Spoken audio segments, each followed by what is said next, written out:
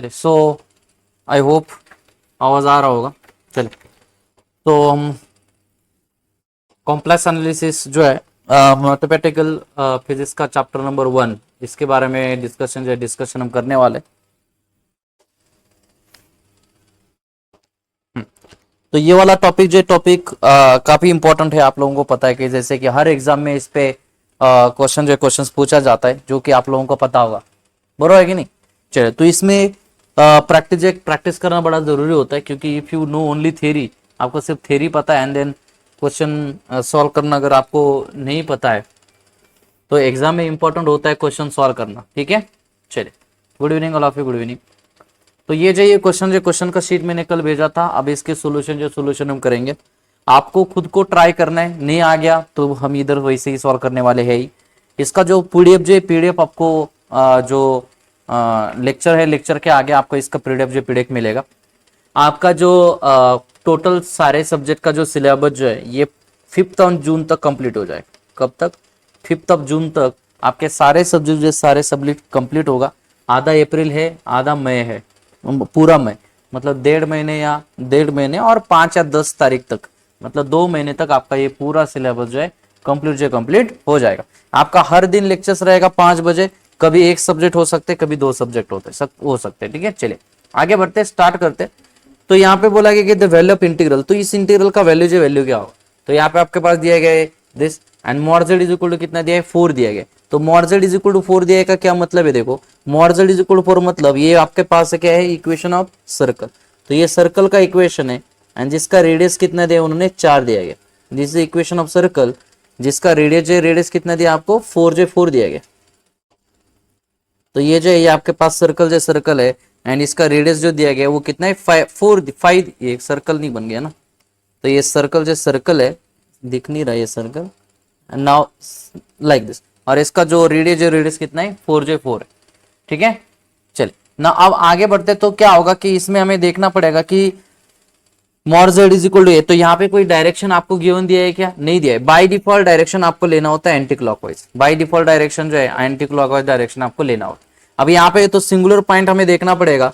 तो यहाँ पे एफ ऑफ जेड है, ये एफ ऑफ जेड के आपके पास देखो this is Z into cos hyperbolic pi Z है एंड डिवाइडेड बाय में कितना हो जाएगा आपका जेड का पावर 4 प्लस हो जाएगा 5z स्क्वायर एंड प्लस हो जाएगा 4। तो ये जो आपके पास एफ ऑफ जेड आपके पास होगा। ठीक है, तो सिंगुलर पॉइंट हमें निकालना पड़ेगा। तो सिंगुलर पॉइंट कहाँ पे होगा, जहां पे डिनोमिनेटर 0 होता है। That mean G of Z is equal to होना चाहिए 0। दैट मीन जेड का पावर 5 प्लस यहाँ पे होगा 5z square plus 4 is equal होना चाहिए 0। ठीक है, एंड अगर आप यहाँ पे देखोगे तो जेड स्क्वायर प्लस, तो ये वाला क्वेश्चन आपको आई थिंक गेट 2026 में भी आया था ना, कि ये इसी प्रकार का आया था। जेड का पावर 4 दिया था और बोला गया था आपको कि सिंगुलरिटी, इसका सिंगुलरिटी कहाँ पे होगा। तो यहाँ पे जेड का पावर 4 जो ये डिफिकल्ट होता है थोड़ा सा सॉल्व करने के लिए। लेट से मैं इसको यहाँ पे क्या बोल देता कि U square is equal to Z put कर देता।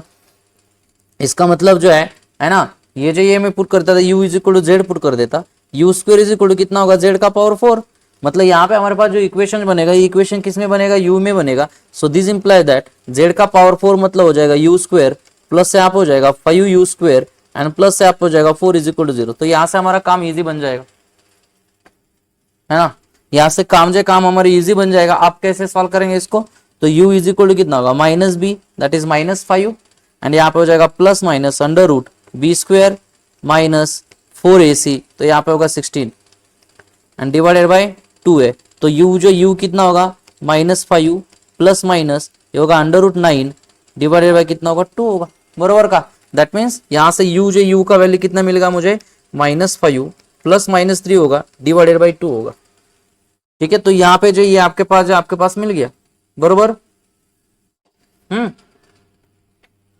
देन अब यहाँ पे जो u के 2 वैल्यू हो सकता है। u1 इज इक्वल टू कितना होगा, देखो -5 plus 3 divided by 2 and u2 कितना होगा -5 -3 डिवाइडेड बाई 2। ठीक है ना, तो विच इज इक्वल टू कितना होगा, ये होगा -1 एंड ये कितना हो गया -4। मतलब u1 एंड u2 जो है आपके पास ये बन गया है कि नहीं। तो बट ये u1 एंड u2 जो है, तो u का वैल्यू क्या है आपके पास u स्क्वायर है। तो यहाँ पे हो जाएगा u1 के बदले मैं पुट करूंगा z1 स्क्वायर इज इक्वल हो जाएगा -1 एंड u2 मतलब z2 का स्क्वायर इज इक्वल टू क्या बनेगा आपके पास -4 बनेगा। ठीक है, तो अगर मैं इनका अगर Z1 निकाल दूं तो Z1 इज इक्वल होगा प्लस माइनस आयोटा, बरोबर ना। एंड Z2 कितना होगा यहाँ पे, ये हो जाएगा प्लस माइनस 2 आयोटा। मतलब ये जो ये सिंगुलर पॉइंट है, सिंगुलर पॉइंट आपके पास यहाँ पे रहेगा, समझ गए। तो ये सिंगुलर पॉइंट है, सिंगुलर पॉइंट रहेगा। तो अगर मैं इन सिंगुलर पॉइंट को अगर ड्रॉ कर दूं तो पहला सिंगुलर पॉइंट कहाँ पे, प्लस माइनस आयोटा पे। तो ये हो गया आपका प्लस आयोटा, ये हो गया माइनस आयोटा, प्लस 2 आयोटा इधर हो गया, माइनस 2 आयोटा इधर हो गया।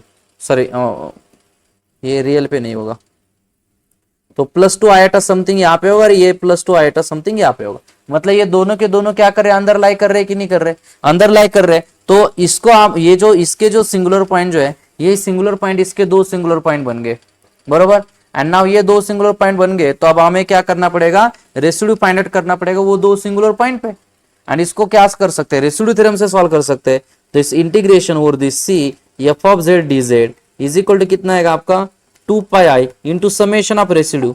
तो चारों पॉइंट पे जो रेसिड्यू होगा होगा R1 प्लस R2 प्लस हो जाएगा R3 प्लस हो जाएगा R4। मतलब आपको ये चारों सिंगुलर पॉइंट पे क्या करना पड़ेगा, रेसिड्यू फाइंड आउट करना पड़ेगा। ठीक है, तो वो रेसिड्यू कैसे फाइंड आउट करेंगे, देखो कि F of Z is equal to कितना दिया आपको, Z into cos, Z into क्या दिया था, कॉस हाइपरबोलिक पाई जेड दिया था।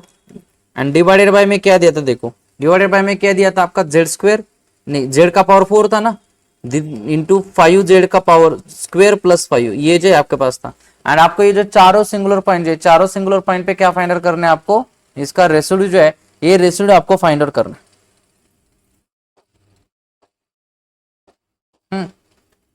ठीक है, तो रेसिड्यू फाइंड आउट करने के लिए क्या फाइंड आउट करेंगे, तो रेसिड्यू के लिए क्या करो कि ये वाला जो फंक्शन, जो इस फंक्शन में आप देखो कि किस प्रकार का रेसिड्यू फाइंड आउट कर सकते हैं, कौन सा फॉर्मूला यूज कर सकते हैं, क्या लगता है आपको। क्योंकि यहाँ पे अगर आप देखोगे तो इसको ये रूट है, तो यहाँ पे आपके पास सिंपल पोल हो जाएगा या डबल पोल हो जाएगा, वो सारा चीजें करना पड़ेगा। और यहाँ पे फंक्शन थोड़ा सा बड़ा है, तो क्या करो कि इसमें आप हम यहाँ पे डेरिवेटिव वाला फॉर्मूला यूज कर सकते हैं। रेसिड्यू का डेरिवेटिव का फॉर्मूला पता है आपको। एंड ये डेरिवेटिव फॉर्मूला जो है वो डेरिवेटिव लेने के बाद आपको सिंगुलर पॉइंट उसमें सब्स्टिट्यूट करना होता है। एंड अगर आपका रेसिड्यू इंफिनिटी आ रहा है तो इसका मतलब डेरिवेटिव वाला फॉर्मूला आप यूज नहीं कर सकते। बट अगर फाइनाइट आंसर आ रहा है तो आप डेरिवेटिव वाला फॉर्मूला आराम से यूज कर सकते हैं। तो रेसिड्यू जो होगा, ये रेसिड्यू क्या होगा कि at z is equal to a is a singular point let say. तो ये जो ये क्या होता है आपका, ये ऊपर वाला एज इट इज रहता है, let say this is phi of a, ये आपका एज इट इज रहेगा, डिवाइडेड बाय ये जो नीचे वाला जो है इसका आपको डिफरेंशिएशन करना होता है। And you have to calculate this at z is equal to a, z is equal a मतलब सिंगुलर पॉइंट पे। ठीक है, तो कितना होगा ये रेसिड्यू, तो रेसिड्यू अगर मुझे निकालना है तो ये होगा, ऊपर वाले का एज इट इज रखो, that is cos hyperbolic pi Z, ये आपका एज इट इज रहेगा। नीचे वाले का डेरिवेटिव करो तो होगा 4z का क्यूब हो जाएगा, एंड प्लस से आप हो जाएगा 10z। ठीक है, एंड यहाँ पे आपको क्या पुट करना है, z इज इक्वल ये पुट करना है। और आपको वही सिंगुलर पॉइंट लेना है जो कंटूर के अंदर लाई कर रहे हैं, बरोबर ना। तो कंटूर के अंदर तो लाई सारे कर रहे, तीनों के तीनों कर रहे, तो मैं पहला लेता कि z इज इक्वल टू क्या लेता, आयोटा लेता, क्या लेता, z is equal to iota. तो z इज इक्वल अगर मैं आयोटा लू तो रेसिड्यू हो जाएगा R1 इज इक्वल टू कितना होगा, देखो z इज इक्वल आयोटा मतलब ये हो जाएगा आयोटा। ठीक है ना,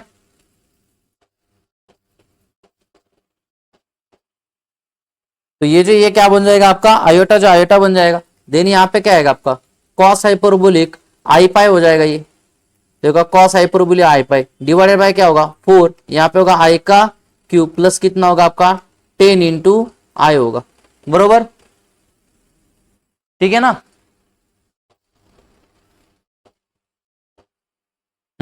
तो ये जो आपके पास बनेगा। नहीं तो मैं इसको ऐसे करने से बेहतर है, देखो जरा कि ये जो ये करने से बेहतर मैं इसको जेड कॉमन लेके कैंसिल भी तो कर सकता हूँ ना, क्यों मैं डबल डबल कैलकुलेशन कर दूं। इसको ऐसा भी तो कर सकता हूँ ना मैं कि residue is equal to Z को कॉमन लेंगे तो यहाँ पे होगा cos hyperbolic pi Z and divided by हो जाएगा 4z स्क्वायर प्लस 10, क्योंकि जेड को बाहर निकाल दिया मैंने एंड इसको कैंसिल कर दिया। ठीक है ना, तो पहला रेसिड्यू कहाँ पे निकालना है आपको, z इज इक्वल आयोटा पे। तो रेसिड्यू 1 जो होगा ये कितना होगा, देखो आपका ये होगा कॉस हाइपरबोलिक, यहाँ पे होगा आई पाई, क्योंकि जेड के बदले आई करना है आपको, यहाँ पे होगा आई स्क्वायर और प्लस से आप हो जाएगा 10, बरोबर।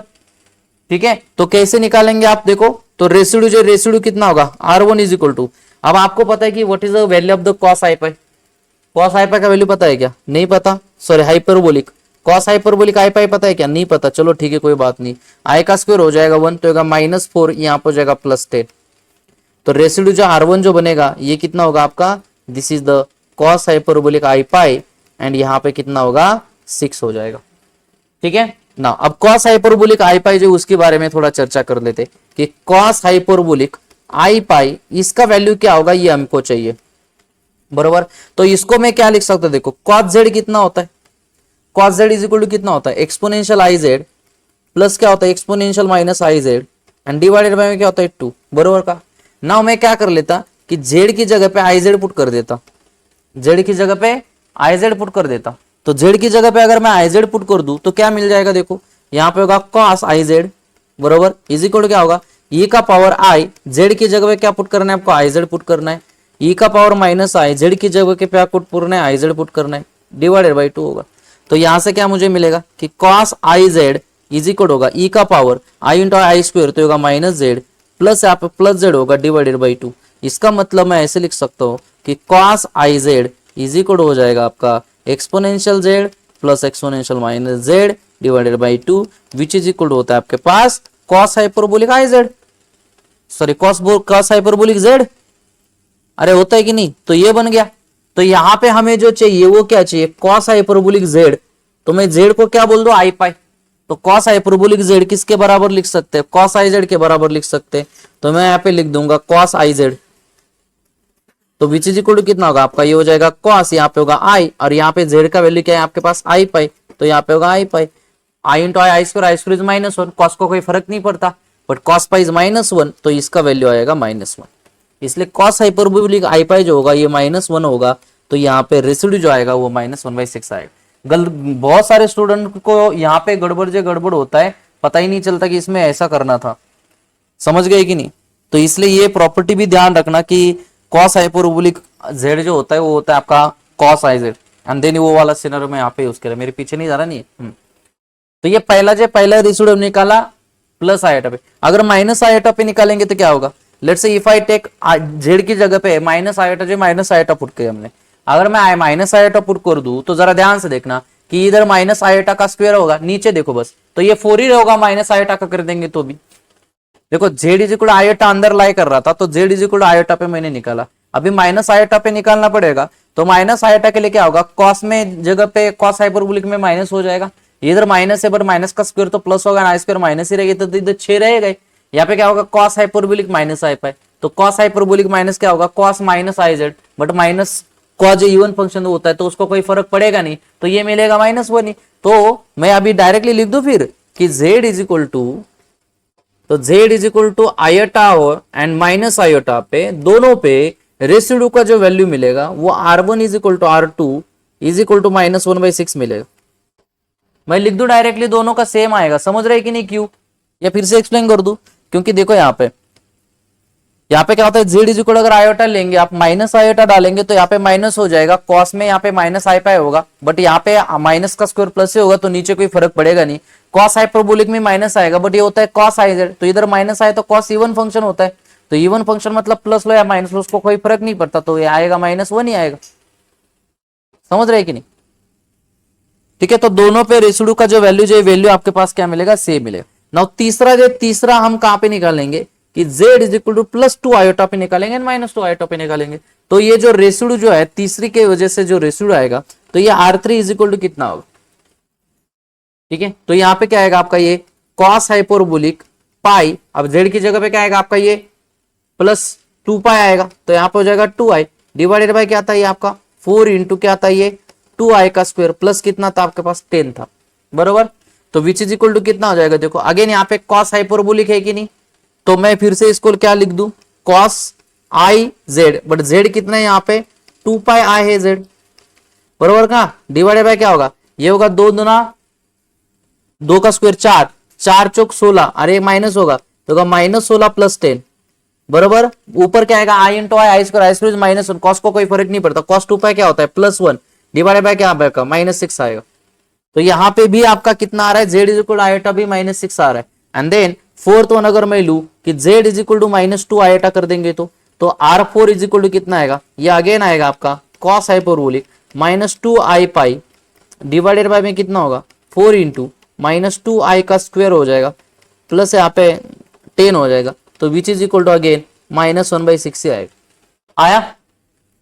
ठीक है, तो अब यहाँ पे रेसिड्यू जो रेसिड्यू मिल गया हमें, तो ये close integration of this F of Z D Z, तो इसका वैल्यू कितना रहेगा आपका, ये होगा 2 पाई इन ब्रैकेट कितना होगा पहला रेसिड्यू, और ये चारों के चारों सिंगुलर पॉइंट अंदर लाई करे इसलिए हम चारों पे रेसिड्यू हमने निकाला। अगर कोई एक आध बाहर भी लाई करता तो भी हम उसको नहीं लेते, तो ये हो जाएगा।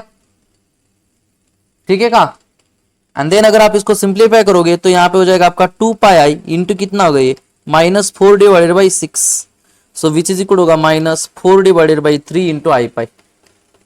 ठीक है, so this integration F of Z D Z, इसका जो वैल्यू जो होगा ये वैल्यू कितना होगा -4 पाई/3, तो इसका आंसर कितना होगा -4i/3। तो कौन सा ऑप्शन जो कौन सा ऑप्शन सही रहेगा आपका, ऑप्शन ए जो है ऑप्शन ए आपका सही रहेगा। समझ गए? अब यहाँ पे कंट्रोल का डायरेक्शन उन्होंने दिया नहीं तो बाय डिफॉल्ट डायरेक्शन आपको हमेशा क्या लेना है, एंटी क्लॉकवाइज लेना है। बट अगर उन्होंने क्वेश्चन में मेंशन किया कि इसका डायरेक्शन अगर क्लॉकवाइज है तो फिर इसको माइनस से आपको मल्टीप्लाई करना पड़ेगा, दैट्स इट। ठीक है, आई होप अंडरस्टूड दिस। ये क्वेश्चन समझ में आएगा सबको?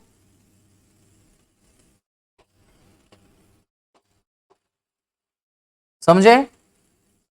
ये जो क्वेश्चन है ये दिखने में इतना ऐसा इजी है नहीं, क्योंकि यहाँ पे आपका जेड का पावर 4 है। तो ये वाला जो है ये वाला आपका गेट में पूछा गया है, गेट 2026 में, कि सेम टू सेम इसके रूट निकालने थे, बस यही पूछा था।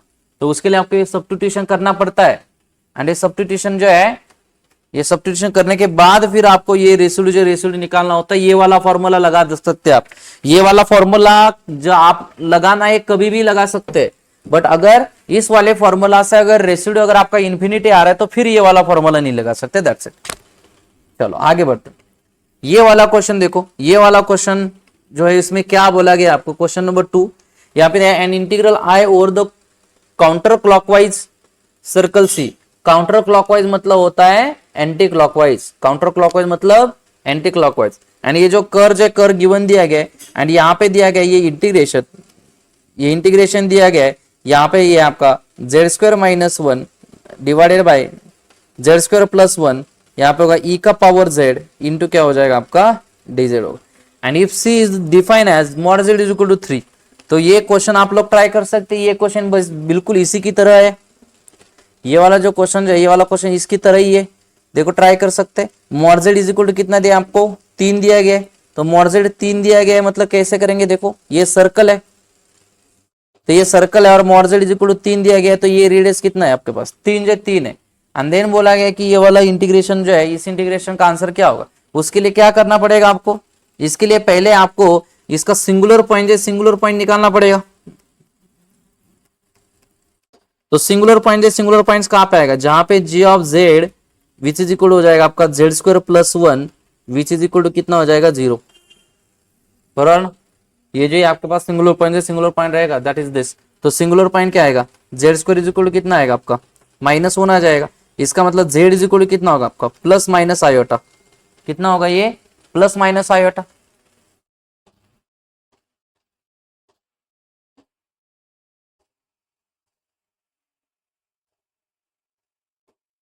+ आयोटा आ गया, तो + आयोटा अंदर लाई कर रहा है बाहर लाई कर रहा है, क्या लगता है आपको।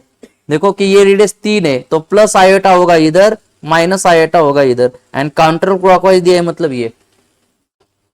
ठीक है, देन अब आपको यहाँ पे देखना है कि रेसिड्यू हमें फाइंड आउट करना है। तो रेसिड्यू फाइंड आउट करने के लिए किस प्रकार से हम रेसिड्यू को फाइंड आउट करेंगे वो हमें यहाँ पे देखना पड़ेगा। ठीक है, कितना आ रहा है, ऑप्शन डी आ रहा है। ओके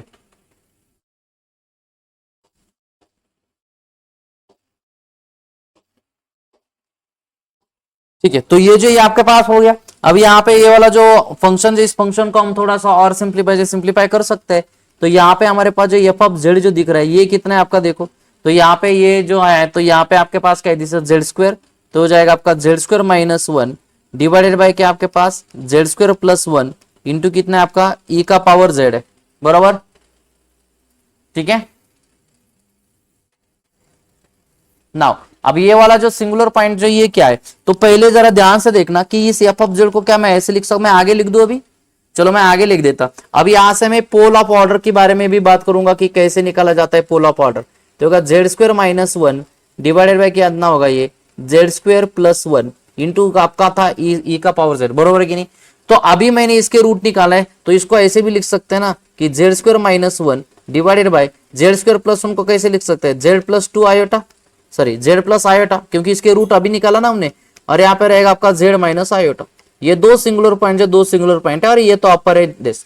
अब हमें निकालना है कि इसका पोल ऑफ ऑर्डर क्या होगा। तो देखो जेड इज इक्वल आयोटा इसकी वजह से आ रहा है कि नहीं, Z is equal iota Z singular point इसके वजह से आ रहा है, तो इसको बोलेंगे F one of Z, and F one of Z कितना होगा आपका जेड प्लस आयोटा होगा, बरोबर।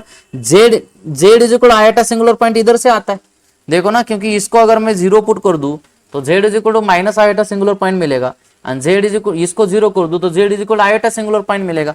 मतलब Z is equal to iota जो है ये सिंगुलर पॉइंट इस फंक्शन की वजह से आ रहा है, तो इसको लिख दीजिए Z minus one, Z minus iota.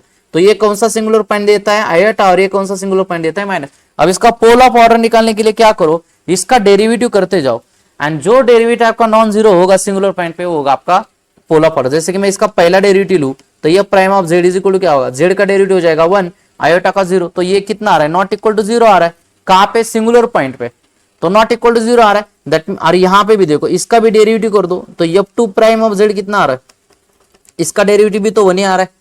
इसका मतलब क्या होगा कि कौन सा derivative not equal to zero आ रहा है, इनका पहला डेरिवेटिव। इसका मतलब ये होगा z is equal to iota and minus iota are the simple pole, क्योंकि पोल ऑफ ऑर्डर वन, तो जितना नंबर का डेरिवेटिव जीरो नॉन जीरो आएगा वो उतना ऑर्डर का पोल होगा, आर द सिंपल पोल्स। तो ये जो ये क्या आपके पास सिंपल पोल है, एंड ये दोनों के दोनों पोल अंदर जो अंदर लाई कर रहे हैं, दोनों के दोनों पोल जो है दोनों के दोनों पोल अंदर लाई कर रहे हैं ना, तो हमको क्या निकालना पड़ेगा रेसिड्यू निकालना पड़ेगा। तो पहला निकाल देता मैं residue eight Z is equal iota. तो जेड इज इक्वल आयोटा पे अगर मैं रेसिड्यू निकाल तो सिंपल पोल है, तो सिंपल पोल के लिए क्या होता है limit Z tends to z not into कितना होता है z minus z not into कितना होता है f of z, f of z है z square minus one divided by हो जाएगा आपका जेड प्लस आयोटा, इधर हो जाएगा जेड माइनस आयोटा इंटू हो जाएगा ई का पावर जेड।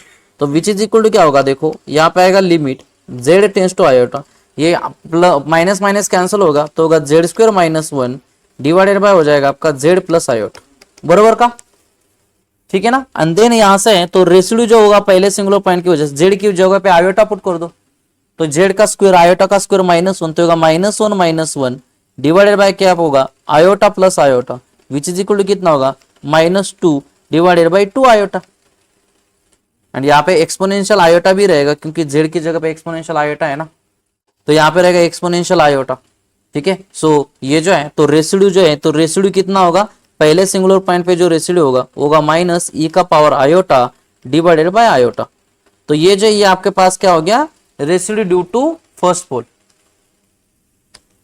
ठीक है। नाउ सेकंड पोल की वजह से रेसिड्यू कितना होगा, और वो भी क्या है सिंपल पोल ही है, तो रेसिड्यू टू जो होगा ये कितना होगा आपका लिमिट हो जाएगा जेड टेंस टू अभी क्या आएगा माइनस आयोटा आएगा, देन यहाँ पे होता है z minus z not, minus minus plus हो जाएगा ना, देन इधर कितना होगा आपका ये Z square minus one divided by क्या होगा आपका जेड प्लस आयोटा, देन यहाँ पे क्या आएगा जेड माइनस आयोटा इंटू क्या आएगा ई का पावर जेड आएगा। Now so this is equal to, तो ये हो जाएगा आपका limit Z tends to minus iota, ये कैंसिल हो गया, तो ये होगा Z square minus one divided by z minus iota e का पावर जेड। तो अगर यहाँ पे आयोटा पुट करेंगे माइनस आयोटा तो होगा माइनस आयोटा का square minus one divided by minus iota e का पावर माइनस आयोटा।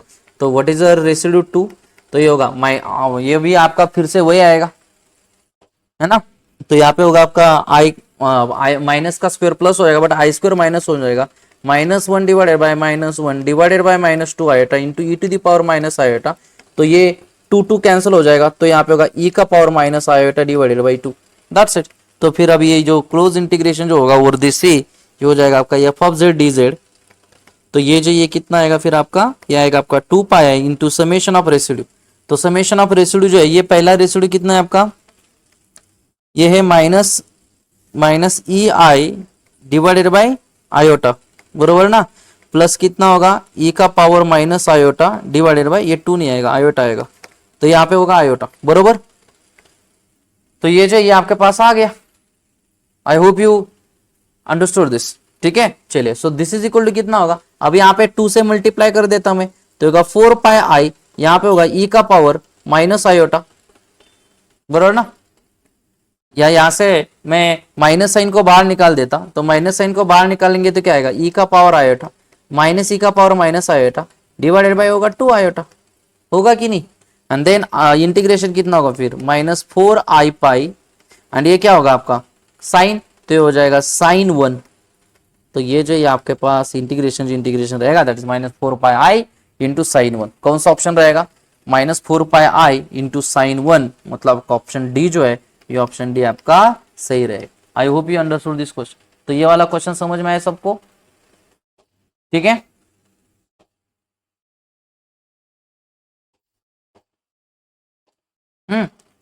चलिए आगे बढ़ू मैं। नाउ नेक्स्ट क्वेश्चन देखें, ये वाला क्वेश्चन देखो, इस क्वेश्चन में क्या बोला गया है, क्या पूछा गया है, ट्राई दिस क्वेश्चन। तो ये वाला जो क्वेश्चन, जिस क्वेश्चन को ट्राई करें, देखो यहाँ पे क्या दिया है, the value of the integral, तो ये इंटीग्रल दिया गया है over the contour mod z is equal to 1 taken in the anti clockwise direction will be. देखो अगर आपको उन्होंने मेंशन भी नहीं किया होता ना कि ये एंटी क्लॉकवाइज है, let's say if they have not mention, तो भी आपको बाय डिफॉल्ट एंटी क्लॉकवाइज ही लेना होता है। तो ये वाला जो इंटीग्रल जो है, इस इंटीग्रल का वैल्यू जो वैल्यू क्या होगा, तो यहाँ पे फिर से क्या डिफाइन किया गया है, mod z is equal to 1। तो चलिए मैं mod z is equal to 1 draw कर लेता हूँ। तो ये जो ये आपके पास है दिस, तो mod z is equal to 1 मतलब क्या होगा, ये भी एक आपका एक सर्कल होगा जिसका सेंटर 0 पे होगा, तो ये हो जाएगा mod z is equal to 1। अब यहाँ पे क्या बोला है कि इसका जो ये होगा, तो यहाँ से अगर आप देखोगे तो एफ ऑफ z जो है, ये एफ ऑफ z आपके पास ऊपर की तरफ है, ये this is nothing but the, you can say this is G of Z, G H of Z, और ये क्या होता है आपका जी ऑफ जेड। तो सिंगुलर पॉइंट कहाँ से मिलेगा, जहाँ पे जी ऑफ जेड 0 होगा, मतलब singular point. So the condition of singularity वो लिख देता मैं, condition of singularity, condition of singularity हो जाएगा आपका जी of Z is equal to, यहाँ पे होगा आपका जेड माइनस 1/2 इंटू हो जाएगा आपका Z square minus 4z plus 5 is equal to 0। ठीक है, तो यहाँ से आप सिंगुलर पॉइंट निकाल सकते हैं अभी। तो यहाँ से सिंगुलर पॉइंट क्या आएगा, तो ये 0 होने के लिए, तो ये 0 होगा, तो यहाँ से कितना आएगा, z इज इक्वल टू 1/2, एक सिंगुलर पॉइंट इधर से आएगा, बराबर का, ठीक है, ओनली वन सिंगुलर पॉइंट, एक ही सिंगुलर पॉइंट आ रहा है क्या, चलो ठीक है। दूसरा सिंगुलर पॉइंट इधर से आएगा, तो दूसरे सिंगुलर पॉइंट के लिए क्या करना पड़ेगा, देखो z इज इक्वल टू कितना होगा आपका माइनस बी, तो माइनस बी मतलब ये माइनस साइंस 4 हो जाएगा, प्लस 4 प्लस माइनस हो जाएगा under root B square minus 4ac मतलब 20 हो जाएगा, डिवाइडेड बाय हो जाएगा 2। तो z इज इक्वल टू कितना मिलेगा, देखो ये होगा प्लस माइनस, यहाँ पे क्या होगा आपका आयोटा होगा, यहाँ पे 2 होगा, डिवाइडेड बाय 2 होगा ना। सो what is the z is equal होगा 2 प्लस माइनस आयोटा, तो यहाँ पे हो जाएगा दिस। तो एक सिंगुलर पॉइंट होगा z इज इक्वल 1/2 पे, तो 1/2 पे मतलब एक सिंगुलर पॉइंट आपके पास यहाँ पे हो गया, बरोबर। दूसरा सिंगुलर पॉइंट कहाँ पे होगा, रियल एक्सिस पे 2, रियल एक्सिस पे plus 2 and minus iota, plus 2 plus minus iota मतलब यहाँ पे एक, एंड प्लस 2 माइनस आयोटा मतलब यहाँ पे एक। तो ये जो है एंड ये क्या आपके पास एंटी क्लॉकवाइज है, एंटी क्लॉकवाइज है तो कौन सी रीजन के बारे में बात करता है ये भी आपको पता होना चाहिए। जब एंटी क्लॉकवाइज होता है, कैसे भी क्लॉकवाइज हो एंटी क्लॉकवाइज हो, इस कंट्रोल के ऊपर बैठ जाओ, बैठे आपका लेफ्ट हैंड साइड किधर रहेगा, हमेशा अंदर के साइड रहेगा, मतलब ये कौन सी रीजन के बारे में बात कर रहा है, अंदर के रीजन के बारे में बात कर रहे हैं, ठीक है। सो अगर आपको कोई भी कंट्रोल दिया गया है तो उस कंट्रोल पे बैठ जाने के आपको, एंड बैठने के बाद उस पे चलना स्टार्ट करो, एंड जब आप चलोगे तो आपका लेफ्ट हैंड साइड जो रहेगा, वो लेफ्ट हैंड साइड हमेशा आपको बताएगा कि हम कौन से रीजन के बारे में बात कर रहे हैं। तो ओनली, तो क्या बोलेगा, only z is equal to 1, only z is equal to 1/2 lies inside the contour, lies inside the contour। तो सिर्फ z is equal to 1/2 ही तो इनसाइड करेगा, बाकी सारे चीजें काम करेगा, बाहर लाई करेगा, समझ रहे कि नहीं। अब यहाँ पे z is equal to 1/2 जो आया है, तो उसका पोल ऑफ ऑर्डर कितना होगा, तो देखो z is equal to 1/2 singular point इसी फंक्शन की वजह से आ रहा है, तो मैं वो फंक्शन आगे लिख देता कि z is equal to 1/2 जो है वो आने, वो किस फंक्शन की वजह से आ रहा है, इस वाले फंक्शन की वजह से आ रहा है, बरोबर। इसका पोल ऑफ ऑर्डर के लिए क्या करो, इसका डेरिवेटिव कर दो। अगर मैं इसका डेरिवेटिव कर दिया तो क्या आ रहा है, ये 1 आ रहा है, 1 आ रहा है मतलब नॉट इक्वल टू 0। इसका मतलब क्या होगा कि z is equal to 1/2 is a simple pole, क्योंकि पहला डेरिवेटिव 0 है ना। तो ये क्या हो जाएगा आपका सिंपल पोल, एंड सिंपल पोल है तो इसका रेसिड्यू आप निकाल सकते हैं अभी। तो रेसिड्यू इज इक्वल टू कितना होगा, ये हो जाएगा लिमिट, यहाँ पे हो जाएगा आपका z टेंस टू 1/2, ठीक है, इंटू क्या होता है z minus z not, and into क्या होगा आपका f ऑफ z, और f ऑफ z का वैल्यू कितना है आपके पास, देखो यहाँ पे 2z प्लस 5, ये हो जाएगा 2z प्लस 5 डिवाइडेड बाय में कितना था ये z माइनस 1/2 इन ब्रैकेट में कितना है ये Z square minus 4z, Z square minus 4z plus 5। तो ये आपके पास जो आपके पास होगा, now this is equal to, तो यहाँ पे आएगा आपका limit z tends to 1/2, and यहाँ पे क्या आएगा आपका 2z प्लस 5, ये कैंसिल हो जाएगा, यहाँ पे आएगा आपका Z square minus 4z and plus हो जाएगा 5, बरोबर।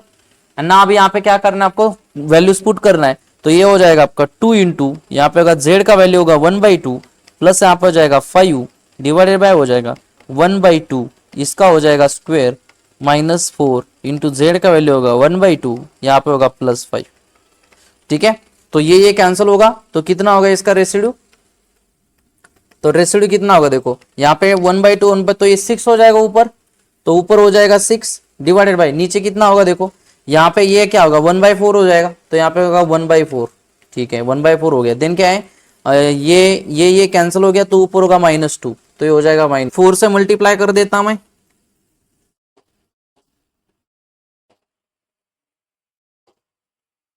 इंटरनेट गेलं करे, हाँ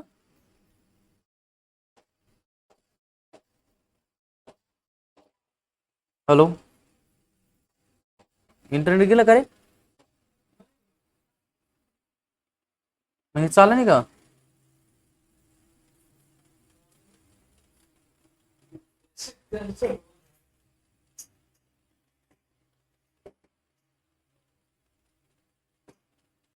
अभी हो गया ठीक, ये पॉज होता शायद, अब ओके।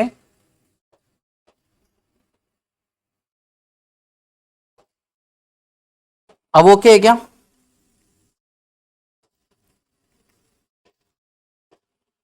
हम्म,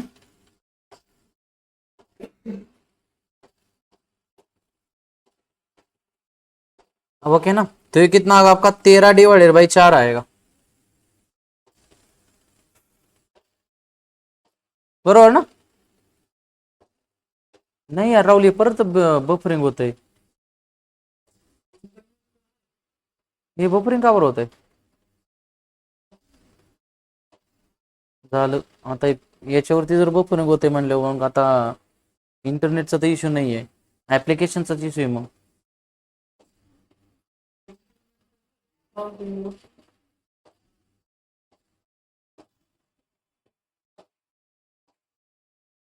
ठीक है अभी आ रहा है ना, ये कभी कभी बंद हो जा रहा है बीच में। तो ये हो जाएगा आपका 24 डिवाइडेड बाई 13, ठीक है ना। तो 25 डिवाइडेड बाई 13 हो जाएगा, तो इस वाले इंटीग्रल का जो आंसर होगा वो हो जाएगा आपका 2πi इंटू रेसिड्यू।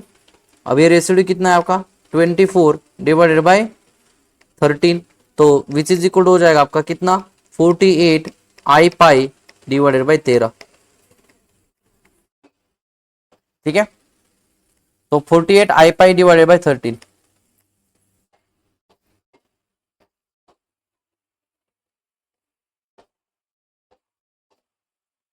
ठीक समझे ना। तो इसमें इंपॉर्टेंट आपके पास जो था, ठीक है, वो आपको देखना हो, ये था कि पोल ऑफ ऑर्डर समझ में आना चाहिए, और यहाँ से ये जो आपके बाहर लाई करते हैं ये भी आपको समझ में आना चाहिए। चलिए आगे बढ़ते हैं, नेक्स्ट क्वेश्चन, इस वाले क्वेश्चन को ट्राई करिएगा, इस वाले क्वेश्चन जो है इस वाले क्वेश्चन को ट्राई करेगा, क्या होगा इसका आंसर। ये भी इजी क्वेश्चन है, ज्यादा डिफिकल्ट नहीं है। चलो क्या दिया है ये देखो, the value of the integral, तो इस इंटीग्रल का वैल्यू आपको कैलकुलेट करना है, evaluated using the contour integration and residue theorem. तो यहाँ पे आपके पास दिया गया ये जो आपके पास दिख रहा है -∞ टू +∞ है, इसका मतलब ये होता है इस अगर आपका लोअर लिमिट या अपर लिमिट अगर +∞ और -∞ अगर हो तो इसको बोला था इम्प्रॉपर इंटीग्रल, इम्प्रॉपर इंटीग्रल, इसको इसको क्या बुलाता है, इम्प्रॉपर इंटीग्रल बुलाता है। This type of improper integral कैसे सॉल्व करें, तो देखो यहाँ पे अब मैं इसको जो है, ये जो इम्प्रॉपर इंटीग्रल जो है इसको कैसे सॉल्व किया जाता है वो हमारा, मैं थोड़ा सा प्रोसेस बताता कि इम्प्रॉपर इंटीग्रल सॉल्व करने के लिए आपको सर्कुलर कंट्रोल लेने की जरूरत नहीं है। तो ये इम्प्रॉपर इंटीग्रल जो है, इम्प्रॉपर इंटीग्रल के लिए आपको ये लेना होता है, क्या लेना होता है, यू हैव टू टेक, यहाँ पे लेना होता है आपका माइनस आर, एंड देन यहाँ पे लेना होता है आपका प्लस आर, ठीक है। एंड देन आपको minus R to plus R में कंट्रोल ड्रॉ करना पड़ता है, एंड देन आपको फाइंड आउट करना पड़ता है यहाँ से, तो ये हो जाएगा आपका क्लोज कंटूर। एंड ये जो होता है, ये होता है integration over the C R, और हमको जो इंटीग्रेशन चाहिए वो इधर से चाहिए, तो ये टोटल इंटीग्रेशन हो गया आपका सी। तो अब इसको बुलाता है कि कंटूर इंटीग्रेशन ओवर दिस सी, है ना, सी मतलब पूरा, विच इज इक्वल टू कितना होगा, integration over this C R plus क्या होगा, इंटीग्रेशन माइनस आर टू लेके प्लस आर, एंड देन हम लास्ट में क्या लेते हैं, आर टेंस टू इंफिनिटी। जरा ध्यान से देखना, तो आर टेंस टू इंफिनिटी जब हम लेंगे तो फिर आपके पास क्या बनेगा, देखो तो ये हो जाएगा close integration over this C is equal to हो जाएगा, यहाँ पे हो जाएगा आपका limit R tends to infinity, and then ये हो जाएगा आपका integration over this C R, and plus क्या होगा आपका limit R tends to infinity, and यहाँ पे हो जाएगा इंटीग्रेशन, बरोबर का। So R tends to infinity अगर मैं लू तो यहाँ पे हो जाएगा minus infinity to plus infinity, बरोबर ना। आर टेंस टू इंफिनिटी लेंगे तो इसका मतलब होता है कि मुझे ये इंटीग्रल फाइंड आउट करना है, plus infinity to minus infinity plus infinity, which is equal to क्या होगा, close integration over this C, और ये प्लस इधर जाएगा तो ये माइनस हो जाएगा, एंड ये क्या होगा आपका limit R tends to infinity and integration over this C R हो जाएगा, बरोबर का। प्रोसेस समझो, मेरा काम है तो मैं डायरेक्टली बता सकता कि इसको ऐसे ऐसे करना है, बट ये हमेशा ऐसा रहेगा, ऐसा नहीं है। तो ये जो integration over this C R, ये integration over this C R है। अब ये integration over this C R find out करना इतना इजी टास्क नहीं होता है, तो इसीलिए क्या करना होता है, अगर आप यहाँ पे देखोगे तो इधर जब आप देखोगे तो ये वाला जो फंक्शन जो है, ये वाला फंक्शन आपके पास है H of X divided by G of X, and into कितना है आपके पास साइन एक्स है, क्या ये साइन एक्स। तो अगर यहाँ पे एच ऑफ एक्स जो है, एच ऑफ एक्स मतलब मैं इसको लिख सकता कि X to the power zero, क्या लिख सकता मैं, X to the power zero. तो अगर मैं X to the power zero लिख दिया तो इसका जो ऑर्डर है, उस ऊपर वाले पॉलिनोमियल का ऑर्डर कितना है, जीरो, नीचे वाले पॉलिनोमियल का ऑर्डर कितना है, दो है, ठीक है। दैट मीन्स हम बोल सकते हैं कि डिग्री ऑफ न्यूमरेटर, अगर डिग्री ऑफ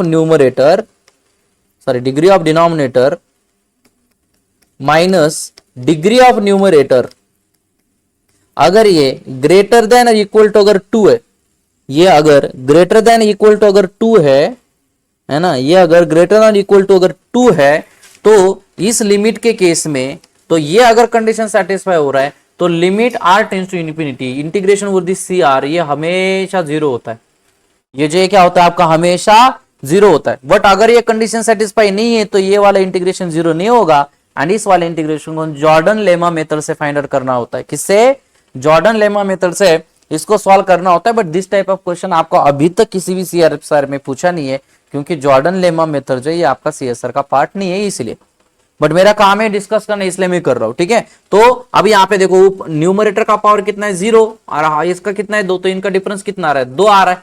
अगर तो ये डिफरेंस जो ये दो आया तो भी चलेगा, तो क्या होगा, इंटीग्रेशन ओवर दिस सीआर जो है, ये इंटीग्रेशन ओवर दिस सीआर कितना होगा, इस केस में जीरो होगा, क्योंकि यहाँ पे जो कंडीशन जो है, ये वाला कंडीशन यहाँ पे सेटिस्फाई हो रहा है। इसका मतलब कि अगर आपको ये इंटीग्रेशन निकालना है minus infinity to plus infinity, ये इंटीग्रेशन लेने का मतलब होता है integration over this close surface C, ठीक है।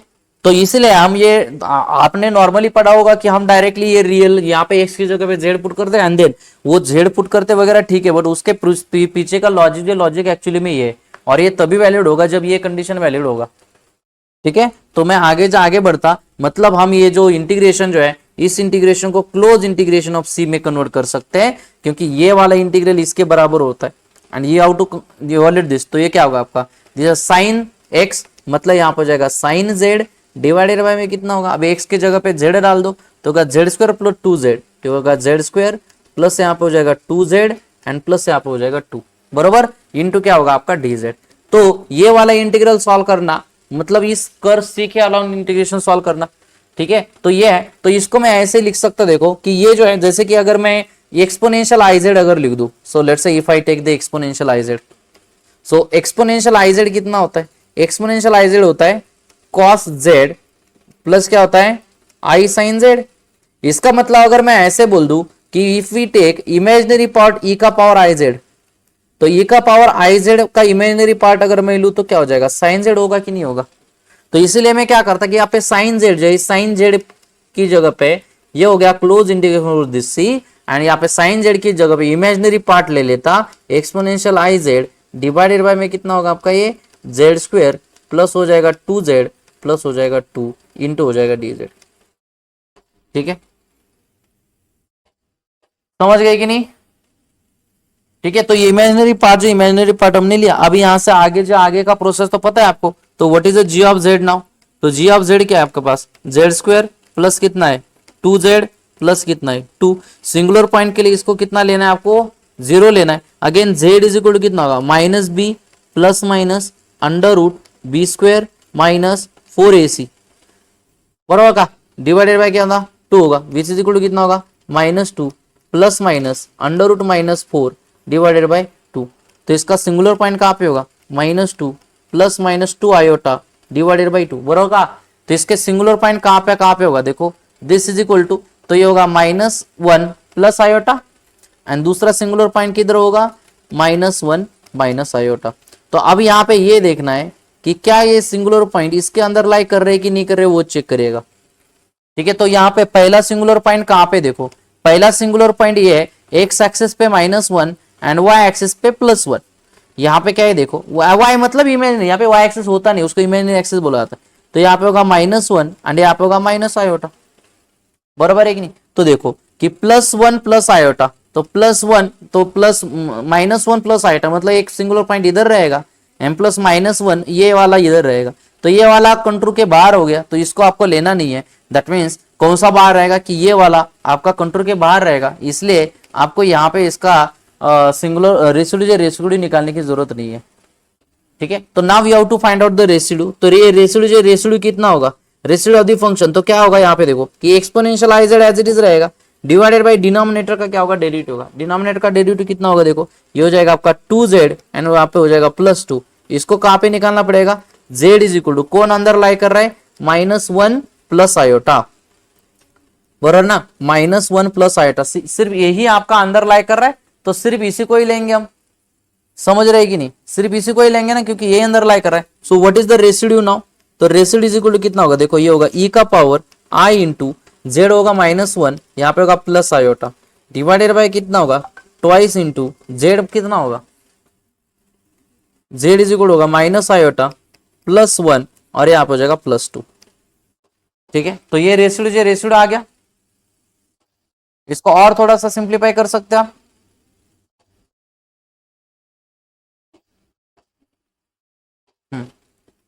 ठीक है, तो इसको और सिंप्लीफाई करेंगे तो क्या आ जाएगा,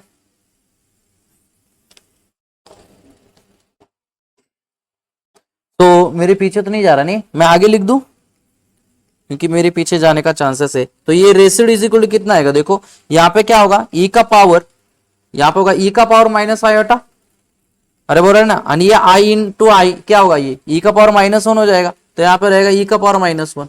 ऐसे होगा ना, देखो ना, जैसे कि ये मैं अगर अंदर मल्टीप्लाई कर दूं तो ई का पावर माइनस आईटा हो जाएगा। ठीक है, एंड यहाँ पे होगा दिस ई का पावर -1। ठीक है, डिवाइडेड बाय में क्या हो जाएगा आपका, सो डिवाइडेड बाय में, तो this is equal to residue is equal to divided by में क्या होगा, देखो ये होगा -2, तो यहाँ पे होगा -2 बरोबर ना, देन कितना होगा +2 आयोटा, यहाँ पे होगा +2 आयोटा इंटू कितना, आगे कितना है +2 है, तो यहाँ पे हो जाएगा +2 विच इज इक्वल टू कितना होगा, देखो ये और ये कैंसिल हो जाएगा, तो यहाँ पे ई का power minus iota divided by e का पावर -1 में नीचे लेके आओ, तो यहाँ पे हो जाएगा आपका 2 होगा कि नहीं।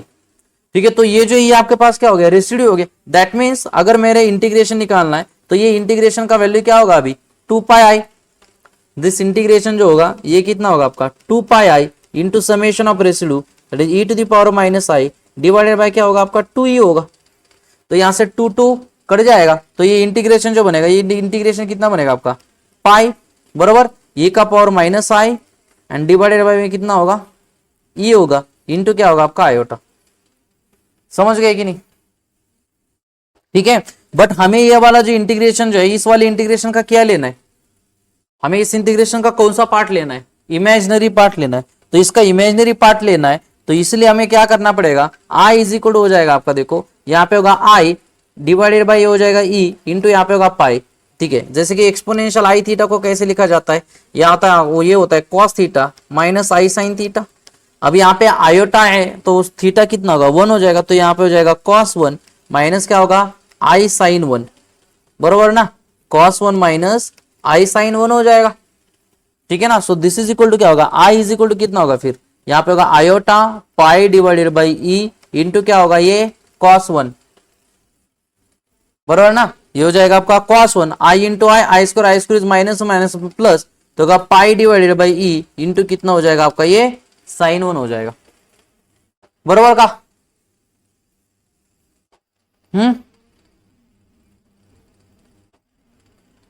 बरोबर है कि नहीं? एंड इसका इमेजिनरी पार्ट अगर लेना है तो इसका इमेजिनरी पार्ट क्या होगा, देखो तो ये हाउ टू टेक, तो यहाँ पे कोई इमेज, यहाँ पे सारा का सारा रियल है, तो ये हो जाएगा आपका रियल पार्ट।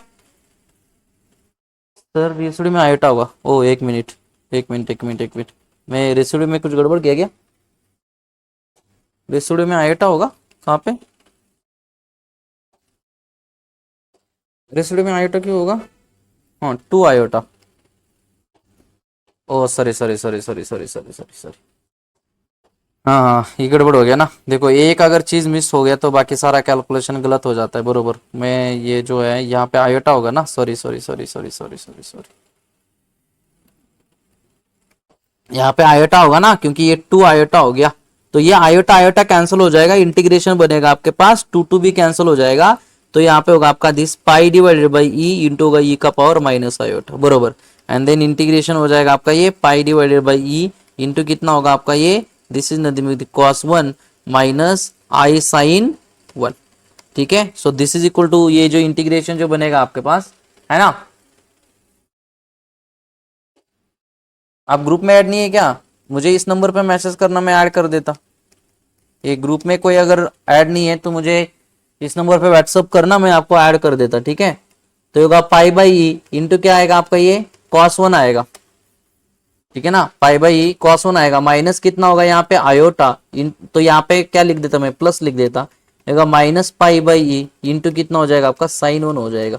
एंड इसका क्या लेना है आपको, इमेजिनरी पार्ट लेना है, तो इमेजिनरी पार्ट मतलब ये हो गया रियल पार्ट, तो इस इंटीग्रल का आंसर होगा minus pi divided by E into कितना हो जाएगा आपका साइन 1। समझ गए कि नहीं? तो इस इंटीग्रल का आंसर जो बनेगा ये आपके पास ये बनेगा, that is minus pi by E sine 1। कौन सा आंसर होगा, minus pi by E sine 1, option A में दिया है। देखो आयोटा मिस होता तो हमारा बी आंसर आता, बरोबर ना, इसलिए हर एक क्या साइन बड़ा इंपॉर्टेंट है, अगर साइन मिस कर दे है ना तो ब्लंडर जब ब्लंडर हो जाएगा और मार्क्स तो उधर ही गया। और वो लोग तो बैठे ही है कि नहीं, कि आप प्लस माइनस इधर कर देंगे, प्लस माइनस अगर इधर कर देंगे तो वो लोग वैसे भी बैठे ही है कि आप गलती करें, बराबर है कि नहीं। जैसे मैंने मेरे से यहाँ पे मिस हो गया, but I hope you understood this. समझ गए कि नहीं है, आगे बढ़ू मैं। देखो इस टाइप के क्वेश्चंस आपका एग्जाम में रहता है, उसका पीछे थ्योरी भी मैंने बता दिया आपको कि ये थ्योरी जो ये थ्योरी इधर रहता है, बट उसके लिए ये वाला होना चाहिए। अगर ये सेटिस्फाई नहीं हो तो जॉर्डन लेमा से इसको सॉल्व किया जाता है, बट अभी तक एक भी ऐसा क्वेश्चन नहीं है कि जिसमें जॉर्डन लेमा आपको यूज करना पड़े। एंड ये आपका जो है ना, एंड ये जो आपका कभी इसमें है ही नहीं, क्या बोलते हैं इसको, पूछा भी नहीं सर कंट्रोल हमेशा अप साइड में लेने का, ऐसा नेसेसरी बिल्कुल नहीं है। कंट्रोल हमेशा ही अप लेना है, ऐसा नेसेसरी नहीं है, आप नीचे भी ले सकते। तो सर अगर हम नीचे लेंगे तो क्या होगा, अगर नीचे अगर लेंगे तो सर रेसिड्यू ही बदल जाएगा, सिंगुलर पॉइंट ही बदल जाएगा, एंड सिंगुलर पॉइंट बदल गया तो आंसर बदल जाएगा, बराबर है कि नहीं। देखिए तो मैं फिर से इसको भी एक्सप्लेन कर देता कि रेसिड्यू अगर हमने ऐसा उल्टा कर दिया तो क्या होगा। देखो जैसे कि ये वाला चीज है कि नहीं आपका, देखो ये वाला है, अगर लेट्स से मैंने ये अगर मैं कंट्रोल चूज किया, let's say what control we have chosen this one, minus ये वाला कंट्रोल मैंने चूज किया, ठीक है। अगर ये कंट्रोल चूज किया तो क्या हो जाएगा, तो ये वाला कंट्रोल चूज करेंगे तो what happen if I choose this control, तो ये कंट्रोल चूज करेंगे तो क्या होगा, कुछ नहीं होगा। अरे सर कुछ नहीं होगा, ऐसे थोड़ी है, क्योंकि सिंगुलर पॉइंट तो अलग अलग अलग सिंगुलर पॉइंट लाई करेगा ना। अरे सिंगुलर पॉइंट तो अलग अलग लाई करेगा ना, देखो जरा। तो अब यहाँ पे क्या होता है, हमको कहां से कहां तक जाना है, हमको जो इंटीग्रेशन चाहिए माइनस इंफिनिटी टू प्लस इन, मतलब हमारा एम जो है, हमारा एम इधर से इधर जाना है, minus R to plus R में हमें जाना है, दैट्स इट। हमें जो जाना है वो कहां से कहां जाना है, minus R to plus R में जाना है। जैसे यहाँ पे देखो, क्योंकि आर इंफिनिटी लेंगे तो इधर से इधर जाना है ना, that means you have to go from minus R to plus R, तो इसलिए हमको जाना पड़ेगा ऐसे। एंड देन ये वाला कंट्रोल हमने ऐसे लिया है, बराबर का। तो ये वाला कंट्रोल अगर लिया तो क्या बोला है मैंने कि कंट्रोल जो है, कंट्रोल कौन से रीजन के बारे में बात करेगा अभी, इसके ऊपर बैठ जाओ। अगर इसके ऊपर बैठ गए तो आपका लेफ्ट हैंड साइड किधर होगा, आपका लेफ्ट हैंड साइड आपका इधर होगा। आपका जो लेफ्ट हैंड साइड जो है, ये लेफ्ट हैंड साइड हमेशा इधर होगा ना, मतलब ये वाला कंट्रोल इस रीजन के बारे में बात करेगा।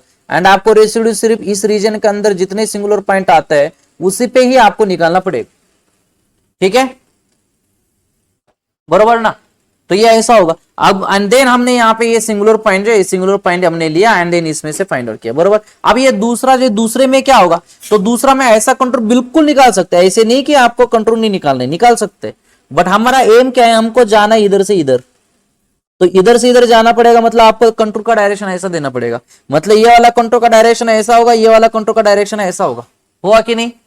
तो अगर ये कंट्रोल का डायरेक्शन हो गया तो आप मुझे बताओ कि कौन सा सिंगुलर पॉइंट इसके अंदर लाई करेगा, अब कौन सा सिंगुलर पॉइंट इसके अंदर लाई करेगा। इसके ऊपर बैठ जाओ, तो ये इसके ऊपर अगर बैठोगे तो आपका जो लेफ्ट हैंड साइड जो है, ये लेफ्ट हैंड साइड हमेशा बाहर की तरफ होगा। देखो आपका लेफ्ट हैंड साइड जो है, ये लेफ्ट हैंड साइड हमेशा बाहर की तरफ होगा। अरे होगा कि नहीं, मतलब ये वाला कंट्रोल जो है, ये वाला कंट्रोल कौन से सिंगुलर पॉइंट के बारे में बात करेगा, ये कंट्रोल सिंगुलर पॉइंट का बात करेगा जो इन्फिनिटी पे, समझ रहे हैं, जो कहां पे है, इन्फिनिटी, जो इन्फिनिटी पे है। तो ये इन्फिनिटी पे जो सिंगुलर पॉइंट है उस पे आपको रेसिड्यू निकालना पड़ेगा, बट रेसिड्यू इन्फिनिटी पे जो इन्फिनिटी हम निकाल नहीं सकते क्योंकि ये थोड़ा डिफिकल्ट जाएगा। इसलिए क्या करेंगे, हम इस कंट्रोल का डायरेक्शन ही बदल देंगे। एंड इस कंट्रोल का डायरेक्शन बदलने के बाद यहाँ पे जो सिंगुलर पॉइंट हमारे पास आया था ना, यहाँ पे जो सिंगुलर पॉइंट आया था, इस सिंगुलर पॉइंट पे हम रेसिड्यू निकालेंगे एंड इस पे जो भी आंसर आएगा उस आंसर को कौन सा साइन देंगे, निगेटिव साइन देंगे। कौन सा साइन देंगे, निगेटिव, जो निगेटिव साइन देंगे। एंड निगेटिव साइन देने के बाद फिर ये निगेटिव साइन क्यों देना है, क्योंकि क्वेश्चन में ओरिजिनली ये पूछा है कि इस रीजन में जो सिंगुलर पॉइंट लाई कर रहा हो उस पे रेसिड्यू निकालो, बट हमें इन्फिनिटी पे निकालना थोड़ा मुश्किल जाता है, इसलिए हमने खुद से कंट्रोल का डायरेक्शन बदल दिया। एंड कंट्रोल का डायरेक्शन बदलने के बाद जो भी आंसर आएगा उस आंसर को माइनस साइन देना है, एंड देन आपको सेम आंसर आएगा।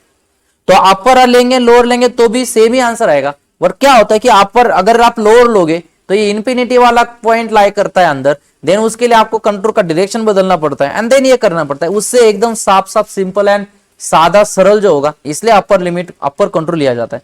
बट इसका ऐसा मतलब नहीं है कि आप लोअर कंट्रोल नहीं ले सकते, आप बिल्कुल लोअर कंट्रोल ले सकते, ठीक है, आप लोअर कंट्रोल भी यूज कर सकते ना। ये वाला क्वेश्चन देखिए, तो इस वाले क्वेश्चन में क्या रहेगा,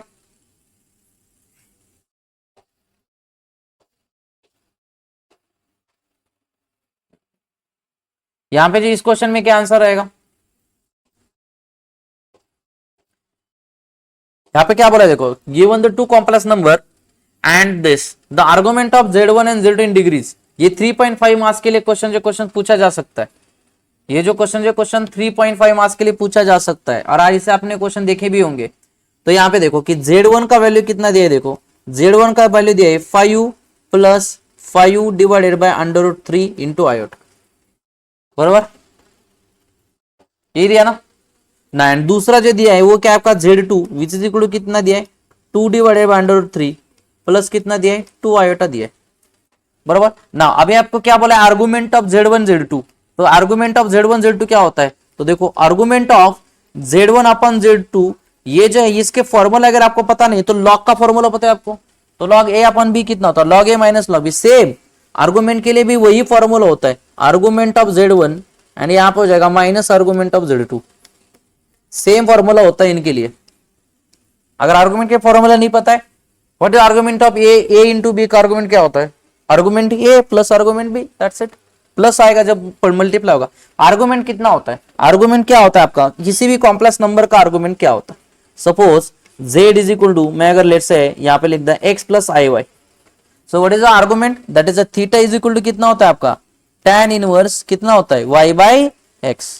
अगर ये कैसा है नहीं समझ में आया तो कॉम्प्लेक्स नंबर को ड्रॉ करो, ऐसे कर दिया तो लेट से यहाँ पे कॉम्प्लेक्स नंबर जो है यहाँ पे आपके पास है x, यहाँ पे आपके पास है y, देन यहाँ से ये लाइन ड्रॉ करिएगा, ठीक है, देन यहाँ से एक लाइन ड्रॉ करो, इसने कितना एंगल बनाया लेट से थीटा, ये कितना आपके पास x, ये कितना आपके पास y, तो इसमें कितना होगा, what is a tan theta, तो tan थीटा जो है tan थीटा कितना होगा आपका,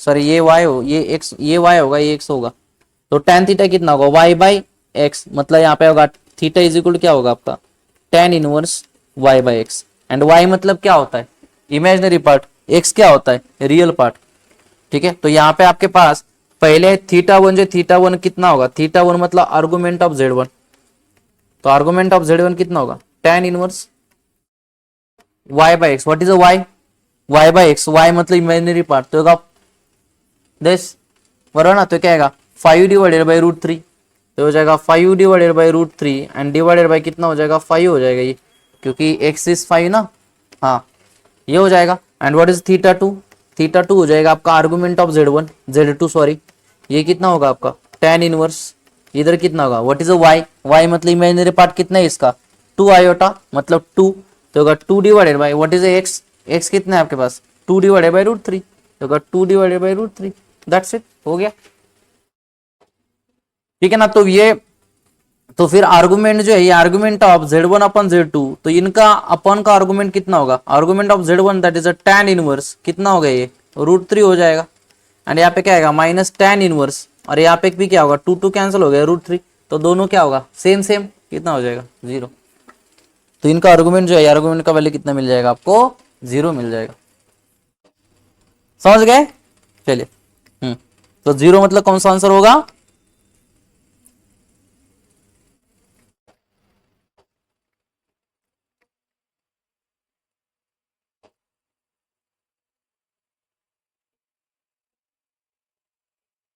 ठीक है। इस वाले क्वेश्चन को देखो,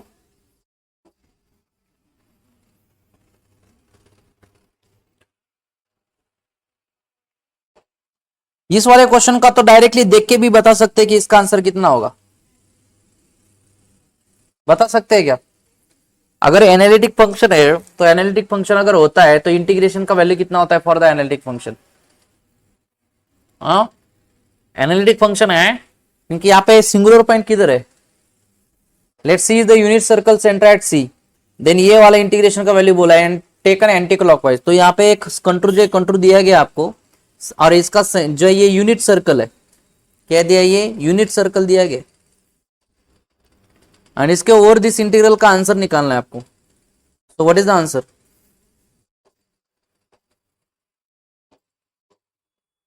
where is the singular point,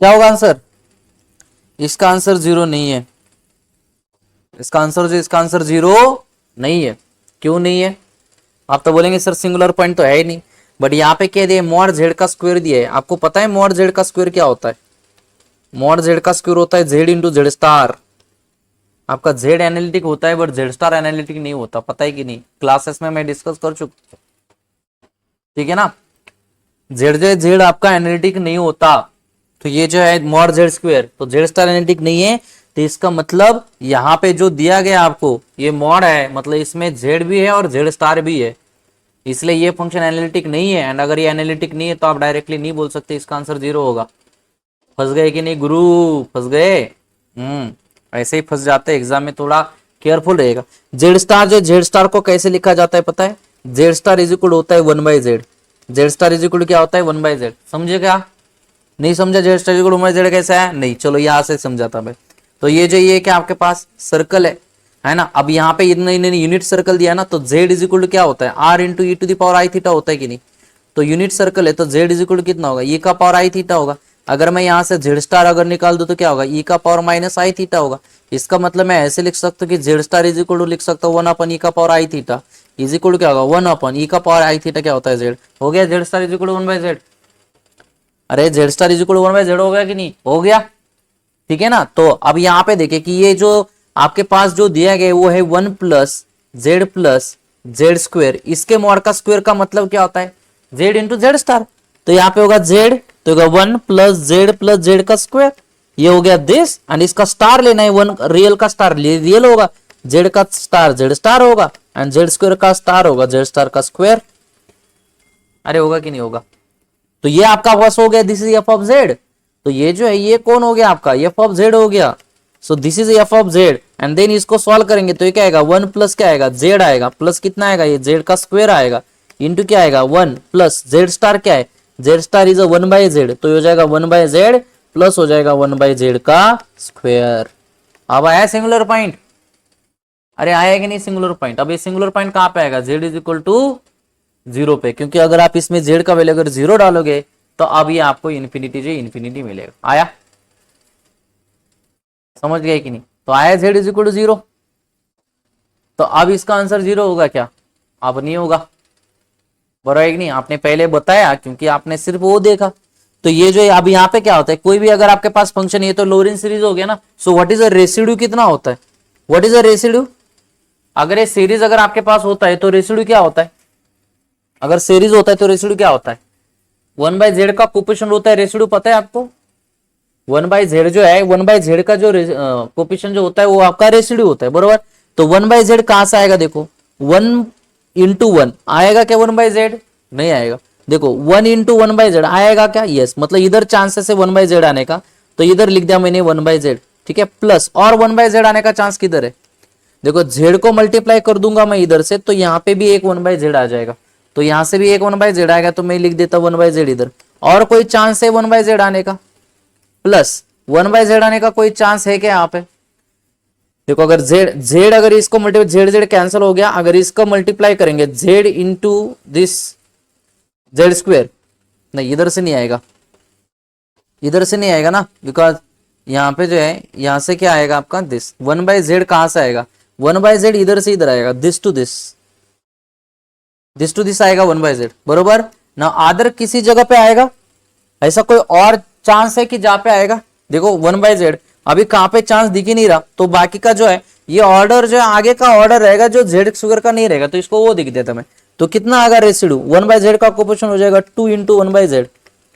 अरे बोल रहे कि नहीं, इसका मतलब कि ये जो इंटीग्रेशन जो होगा इस इंटीग्रेशन का वैल्यू कितना होगा 1 divided by 2 pi I into इस वाले इंटीग्रेशन का क्या आंसर होगा 2 pi I into summation of residue, तो 2 पाई आई एंड रेसिड्यू मतलब 1 बाय जेड का कोफिशिएंट दैट इज 1 बाई यहाँ पे होगा 2, तो 2 पाई कैंसिल हो जाएगा, इसका आंसर कितना हो गया 2, तो इसका आंसर कौन सा है दिस। समझ गए कि नहीं।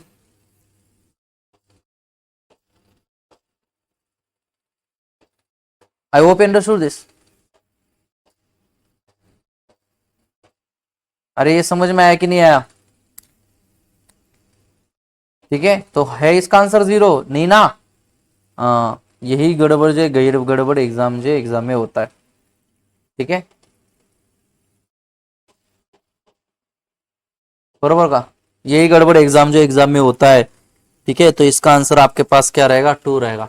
Most of the students choose answer 0, most of the student मतलब 90% स्टूडेंट बोले तो भी चलेगा, क्योंकि वो देखते कि कोई सिंगुलरिटी नहीं है, but they don't know about this and then इसका आंसर आपका 2 आएगा। समझ गए कि नहीं, चलिए आगे बढ़ते। नाउ ये वाला क्वेश्चन ट्राई करिएगा।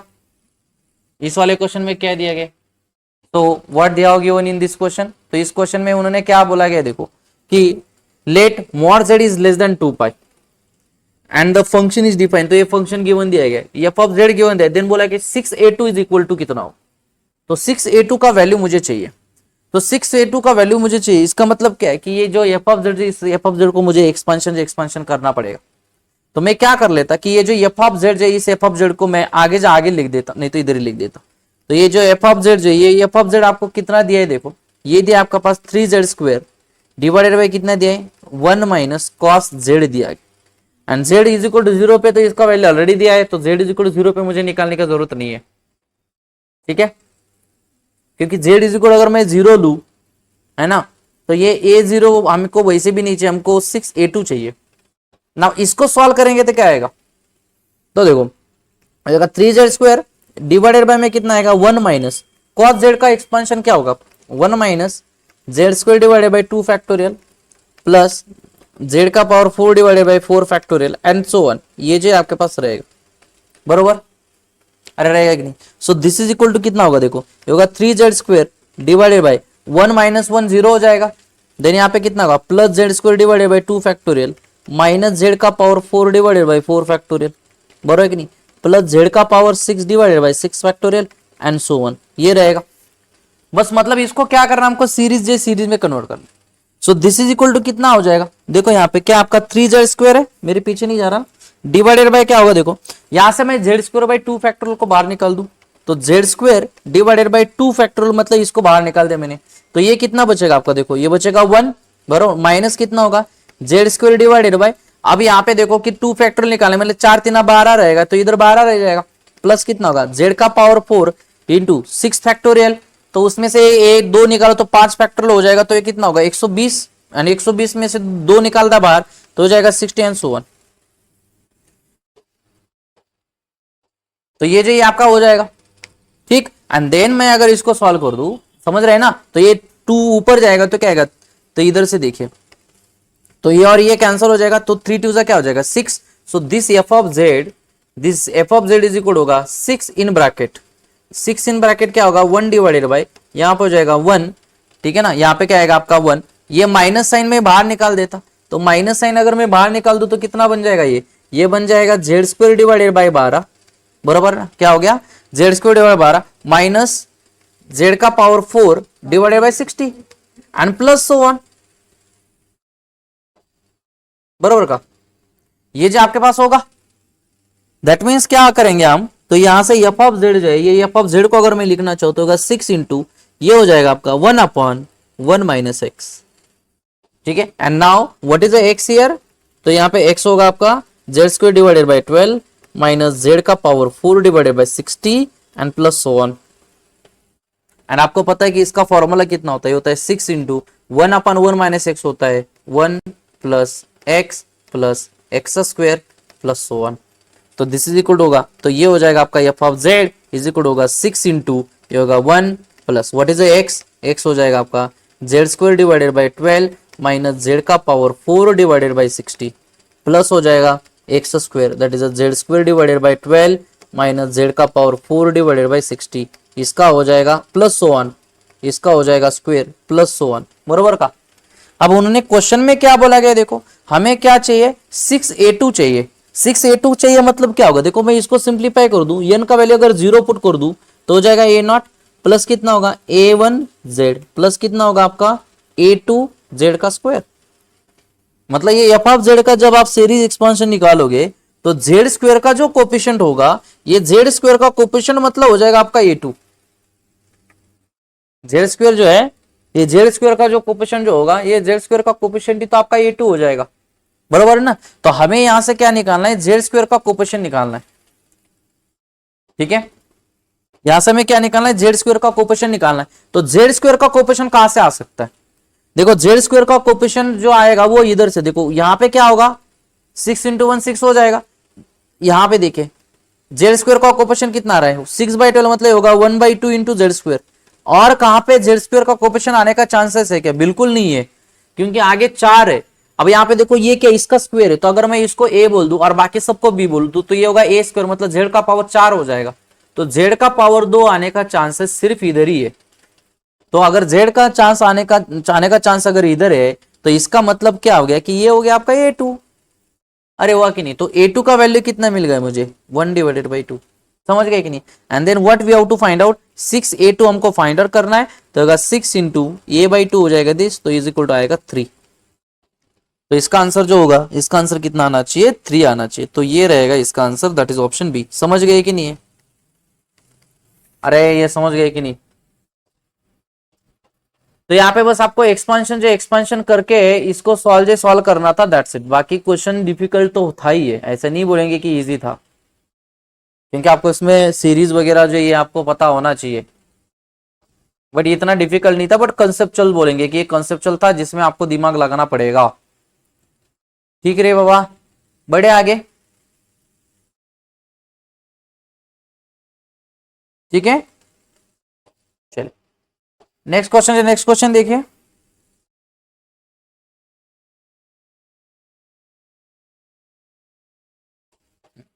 नेक्स्ट क्वेश्चन में क्या बोला है देखो, इस वाले क्वेश्चन में क्या बोला है देखो, कंसिडर द फंक्शंस। तो एफ ऑफ जेड, जो एफ ऑफ जेड आपको यहाँ पे गिवन दिए गए, एंड एफ ऑफ जेड क्या दिया है, जेड स्क्वायर प्लस यहाँ पे दिया अल्फा जेड डिवाइडेड बाय कितना होगा आपका, जेड प्लस वन का क्या हो गया, स्क्वायर हो गया, बराबर। एंड जी ऑफ जेड, जो जी ऑफ जेड भी यहाँ पे आपके पास दिया गया, so that is G of Z is equal to कितना दिया आपको, sine hyperbolic Z minus pi divided by 2 alpha. ये जो आपके पास दिया है जी ऑफ जेड, देन बोला गया residue of F of Z at its pole is equal to 1। अब क्या बोला गया यहाँ पे कि the residue of F of Z, तो एफ ऑफ जेड का जो रेसिड्यू है एट इट्स पोल, इसके पोल पे कितना वैल्यू इसका 1 है। देन उन्होंने बोला है कि अल्फा का वैल्यू कितना होगा, बराबर। क्वेश्चन को जरा समझो, क्या बोला गया है कि the residue of F of Z, तो एफ ऑफ जेड के लिए जो एफ ऑफ जेड का जो रेसिड्यू है इसके पोल पे मतलब क्या, जो भी इसका पोल आएगा उसके पोल पे इसका जो रेसिड्यू का वैल्यू कितना है, 1 है। देन उन्होंने बोला अल्फा का वैल्यू क्या है, बराबर का। तो अब यहां पे अगर हम देखोगे तो हम ये सोचते रहेंगे कि भाई ये जी ऑफ जेड, जो जी ऑफ जेड दिया क्यों है, ये जो जी ऑफ जेड दिया क्यों है, ये जी ऑफ जेड किसी के लिए नहीं दिया, टाइम पास के लिए दिया बस, क्योंकि उसका कोई आज सच हम फायदा करने वाले है नहीं, क्योंकि हमको सारी जो चीजें पूछी है ये तो एफ ऑफ जेड के बारे में पूछी है ना, तो बाकी का उसमें करने का कोई जरूरत ही नहीं है। तो ये जी ऑफ जेड को वैसे ही छोड़ दो, वो ऐसे ही दिया गया एग्जाम में क्वेश्चन में। और हम एग्जाम में क्या रहते कि ये जी ऑफ जेड दिया है, इसका मतलब हम जी ऑफ जेड को 0 पुट करते। अरे ये नहीं पूछा, उन्होंने एफ ऑफ जेड के बारे में पूछा, और एफ ऑफ जेड आपका सामने दिया गया है। तो एफ ऑफ जेड के पोल पे रेसिड्यू कितना है, 1, तो एफ ऑफ जेड का पोल कितना होगा, तो एफ ऑफ जेड के लिए पोल आएगा जेड प्लस 1 का स्क्वायर इज इक्वल टू आ जाएगा 0, बराबर है कि नहीं। तो यहां से क्या करेंगे, तो यहाँ पे बोथ साइड का स्क्वायर करेंगे तो ये 1 प्लस इज इक्वल टू हो जाएगा 0, तो जेड इज इक्वल टू कितना आएगा, -1। तो जेड इज इक्वल टू कितना मिलेगा, -1 मिलेगा। ठीक है, तो अगर जेड इज इक्वल अगर -1 है, तो यहां से आपको देखना है कि पोल ऑफ ऑर्डर कितना है, तो जेड इज इक्वल टू -1 है, तो जी ऑफ जेड मतलब जेड इज इक्वल टू -1 किसकी वजह से आता है, जेड प्लस 1 का स्क्वायर, इसकी वजह से आता है सिंगुलर पॉइंट। नाउ जेड का वैल्यू -1 ऊपर पुट कर दो, अगर मैं -1 पुट कर दू तो ये 0 आ रहा है कि नहीं आ रहा, इसका मतलब आप डेरिवेटिव डायरेक्टली ले सकते हैं। तो इसका पहला डेरिवेटिव जो है, पहला डेरिवेटिव क्या होगा, जी प्राइम ऑफ जेड, तो इसका पहला डेरिवेटिव कितना होगा, ये होगा ट्वाइस इंटू जेड प्लस 1 हो जाएगा, कितना होगा, ट्वाइस इंटू जेड प्लस 1 हो जाएगा। एंड देन अगर आप यहाँ पे सिंगुलर पॉइंट जो है, सिंगुलर पॉइंट डालोगे दैट इज -1, अगर ये -1 डालोगे तो ये कितना आ रहा है आपका, सिंगुलर पॉइंट पे 0 आ रहा है ना, अरे आ रहा है कि नहीं 0, तो ये अगर 0 आ रहा है इसका मतलब आपको फिर से एक डेरिवेटिव लेना पड़ेगा, तो इसका फिर से एक डेरिवेटिव अगर मैं लूं तो इसका आंसर आएगा 2 which is not equal to 0, बराबर। तो कितना आएगा, नॉट इक्वल टू 0, मतलब कौन सा डेरिवेटिव नॉट इक्वल टू 0 आ रहा है, second derivative not equal to 0 आ रहा है, कौन सा, सेकंड डेरिवेटिव जो second derivative not equal to 0 आ रहा है। एंड सेकंड डेरिवेटिव अगर नॉट इक्वल टू 0 आ रहा है मतलब क्या हो गया कि z is equal to -1 is a pole of order 2। ठीक है, this is a pole of order 2।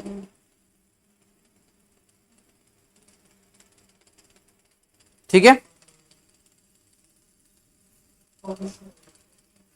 अरे समझ गए कि नहीं, तो ये पोल ऑफ ऑर्डर कितना है, समझ गए कि नहीं, ये पोल ऑफ ऑर्डर जो पोल ऑफ ऑर्डर कितना आता है, दैट्स इट। अब आगे जो आगे आपको पता है पोल ऑफ ऑर्डर अगर 3 है तो हायर ऑर्डर के लिए रेसिड्यू कितना होता है, हायर ऑर्डर के लिए रेसिड्यू होता है n-1 फैक्टोरियल इंटू होता है आपका dn-1 divided by dz to the power n-1 into होता है आपका z - z0 to the power n into होता है f ऑफ z, पता है कि नहीं, पता है ना। So this is equal to, तो यहाँ पे हमारे पास क्या है, n का वैल्यू 2 है, तो ये होगा 2 - 1 इज 1 फैक्टर।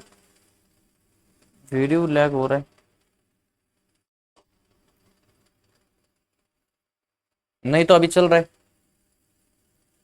इंटरनेटचा प्रॉब्लेम परत आहेच वाटतं, लॅग होतंय जरा, अभी चल रहा है ना हम। तो ये कितना आएगा आपका 1/1 तो यहाँ पे आएगा D divided by D Z, क्योंकि एन का वैल्यू 2 है तो 2 - 1, अरे बराबर है कि नहीं। देन यहाँ पे क्या आएगा Z minus z not, but minus minus plus हो जाएगा, पावर 2 एफ ऑफ जेड कितना दिया गया आपको, देखो एफ ऑफ जेड दिया है z square plus A Z and divided bye कितना दिया आपको जेड प्लस 1 का स्क्वायर, एंड ये क्या है रेसिड्यू है, उन्होंने बोला है कि ये रेसिड्यू 1 है, इन्होंने दिया है ये रेसिड्यू और रेसिड्यू उन्होंने गिवन दिया कि ये 1 है, तो ये और ये कैंसिल हो जाएगा, बरोबर ना। ये जो ये और ये क्या हो गया आपका कैंसिल हो गया, तो इसका डेरिवेटिव कितना होगा फिर, इसका पहला तो ये होगा 2z, बरोबर ना। बट रेसिड्यू जो है रेसिड्यू हमें निकालना है, तो ये कितना होगा इसका, दिस इज इक्वल टू कितना होगा, देखो ये हो जाएगा आपका 2z प्लस कितना होगा ए मतलब अल्फा है ना, तो ये हो जाएगा अल्फा, इसको कहाँ पे कैलकुलेट करना है आपको, z इज इक्वल टू -1 पे, और इसका वैल्यू कितना हो जाएगा 1 हो जाएगा, बराबर है कि नहीं।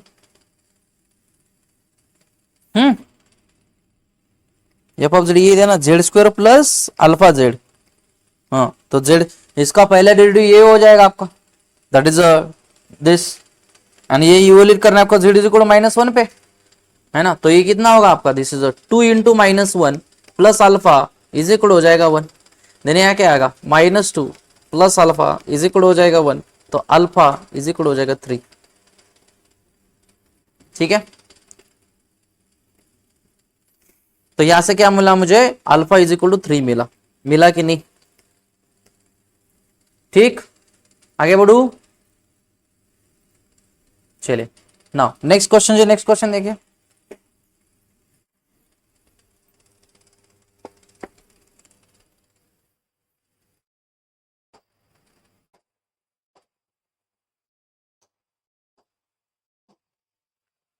ये बाबा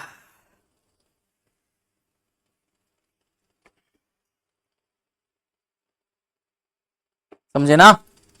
चलिए नेक्स्ट क्वेश्चन क्या है, देखिए नेक्स्ट क्वेश्चन में ये बोला गया कि if real part of this is equal to 0 then which of the following is correct. तो यहां पे क्या बोला गया, देखो कि real part of z-1 divided by z+1, तो ये कितना आना चाहिए आपका 0 आना चाहिए, ठीक है, तो इसका रियल पार्ट ये आना चाहिए, तो यहां से क्या कर देंगे हम, z का वैल्यू कितना होता है x + i y, तो इसको मैं यहाँ पे पुट कर दूं, तो मैं पहले ये सॉल्व कर देता कि z-1 एंड यहाँ पे लिख देता z+1, तो इसका वैल्यू कितना होगा, तो यहाँ पे देखो z का वैल्यू होगा आपका x + i y, बरोबर, ठीक है, एंड यहाँ पे क्या -1 हो जाएगा, डिवाइडेड बाय क्या होगा x + i y, और यहाँ पे क्या आएगा +1 आएगा, सॉल्व करेंगे तो क्या आएगा, देखो ये होगा x - 1 प्लस क्या होगा यहाँ पे i y होगा, डिवाइडेड बाय क्या होगा x + 1, और यहाँ पे क्या आएगा प्लस i y होगा, अरे होगा कि नहीं होगा, ठीक है। And now you have to just simplify this, तो ये जो है इसमें आपको क्या करना है, रियल पार्ट को साइड में करना है। अब यहाँ पे रियल पार्ट को साइड कैसे कर सकते हैं हम रियल पार्ट को साइड, तो वो जो वो थोड़ा सा आपके पास उतनी कला होना चाहिए कि हम कैसे इसको साइड में कर सकते हैं, अरे बारे नहीं, वो आपको साइड में करना आना चाहिए, नहीं तो क्वेश्चन आपको साइड कर देगा सिलेक्शन से बाहर डायरेक्ट, है कि नहीं। तो इसको कैसे साइड करेंगे, देखो तो यहाँ पे जो ये क्या आपका, देखो इसको ऐसे बोल सकते हैं हम, ये होगा a + b, इसको बोल सकते हैं कि नहीं a + b, तो क्या करना पड़ेगा, तो यहाँ पे होगा आपका दिस x - 1, यहाँ पे हो जाएगा +i y, बरोबर का, ये मैं पहला ले लेता, देन डिवाइडेड बाय में क्या होगा, देखो इसको मल्टीप्लाई करते, किससे मल्टीप्लाई करते, देखो x + 1 एंड -i y से मल्टीप्लाई कर देता, एंड डिवाइडेड बाय भी उसी से कर देता, एंड डिवाइडेड बाय उसी से अगर हम कर देंगे तो क्या होगा, ये a + b a - b का स्क्वायर, तो ये कितना हो जाएगा आपका a का स्क्वायर माइनस b का स्क्वायर मतलब i y का स्क्वायर, तो होगा +y² हो जाएगा, हुआ कि नहीं, ठीक है। एंड देन इसमें से आपको क्या, तो ये इसको मैं अगर आगे अगर लिख दूं तो ये कितना हो जाएगा आपका, दिस इज नथिंग बट होगा x - 1 plus i y, x - 1 plus i y, तो ये हो गया आपका x - 1 प्लस i y, ठीक है। देन कितना हो गया आपका x + 1, ये होगा x + 1 एंड -i y, बराबर, डिवाइडेड बाय क्या होगा, डिवाइडेड बाय होगा x प्लस 1 का स्क्वायर प्लस वाई स्क्वायर, क्या होगा प्लस वाई स्क्वायर। तो ये जो है ये आपके पास बनेगा। अब आपको यहां से रियल पार्ट, जो रियल पार्ट को अलग करना है, इमेजिनरी पार्ट को अलग करना है। तो रियल पार्ट, हमको रियल पार्ट चाहिए बस, तो जहां से इमेजिनरी पार्ट आ रहा है उसको तुरंत गायब करो, ठीक है। और उन्होंने क्या बोला है देखो कि ये जो है ये रियल पार्ट कितना आना चाहिए, 0 आना चाहिए। तो रियल पार्ट 0 आना चाहिए, इसका मतलब अगर मैं यहां से कोई भी रियल पार्ट लू तो रियल पार्ट में ये वाला नीचे वाला तो वैसे भी रहने वाला है, एंड ये रहेगा तो वो इस साइड में जाएगा तो ये 0 ही होने वाला है, तो वैसे भी इसको लेने का जरूरत नहीं है।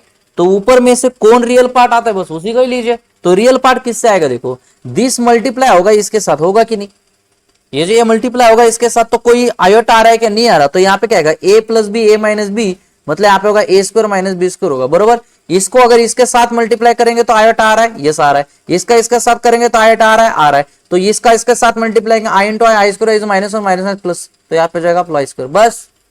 तो रियल पार्ट बस यही बन गया, अरे बना कि नहीं, दैट्स इट। और इज इक्वल टू क्या चाहिए, 0 चाहिए, दैट्स इट, हो गया हमारा। फिर ये होगा X square plus Y square is equal to कितना हो जाएगा आपका, 1 हो जाएगा, ठीक है। X square plus Y square is equal to कितना हो जाएगा आपका, 1 जो 1 हो जाएगा। अगर ये 1 हो गया तो क्या हो गया, this is equation of circle, ये जो ये हो गया equation of circle. And equation of circle मतलब क्या होगा, mod z is equal to 1, centre at origin, ठीक है ना। तो इसका जो आंसर होगा वो क्या होगा आपका, इक्वेशन ऑफ सर्कल जिसका रेडियस 1 होगा, सेंटर हो जाएगा ओरिजिन पे। समझ गए कि नहीं रे बाबा, ठीक है।